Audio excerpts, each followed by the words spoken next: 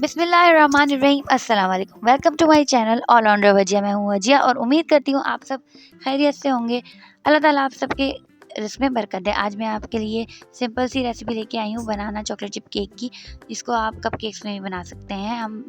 یہاں میں 6 بناناز ہمیں لینے ہیں میڈیم سائز کے، اگر تھن ہے تو آپ 7 بھی لے سکتے ہیں۔ اس کو ہم نے میش کر لینا ہے اچھی طریقے سے۔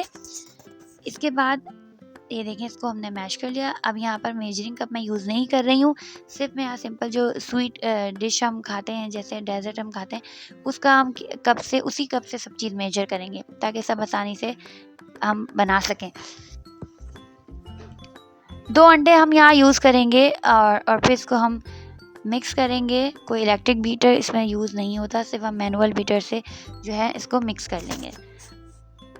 یہاں میں نے براؤن شوگر لی ہے، براؤن شوگر کو بھی اسی کپ سے میجر کیا، سیم میجرنگ کپ ہم نے یوز کیا ہے۔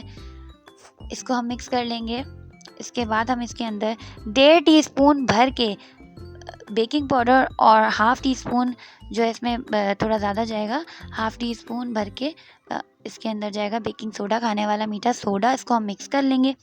بس اب اس کو مکس کریں گے، زیادہ جو ہے اس کے اندر بیٹر نہیں چلانا ہوتا ہے میدا ڈالنے کے بعد، ورنہ کیک ہارڈ بنتا ہے۔ یہ لیجیے، اس کو ہم نے مکس کر لیا۔ اب یہاں میں ونیلا ایسنس یوز کر رہی ہوں، یہاں آپ چاکلیٹ ایسنس بھی یوز کر سکتے ہیں ہم یہاں، لیکن میں اس میں یہاں پر ونیلا ایسنس میں یوز کر رہی ہوں۔ 1 ٹی اسپون ہم ڈالیں گے اور پھر ہم اس کے اندر جو ہے میدا ڈال دیں گے۔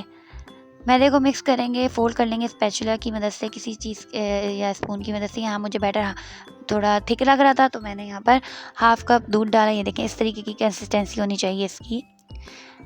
اور پھر ہم اس کے اندر چاکلیٹ چپ ڈالیں گے، 2 ٹیبل اسپون ہم روک لیں گے چاکلیٹ چپ، باقی جو ہے نا ہم اس میں ڈال دیں گے۔ اس کو ہم مکس کریں گے۔ ہم یہاں پر ہاٹ پروف ایک کانچ کی ڈش میں نے لے لی، اس کے اندر آئلنگ کری، اس کے بعد میدا ڈسٹ کر کے اس کو ایکسیس میدا اس میں سے ہٹا لیا۔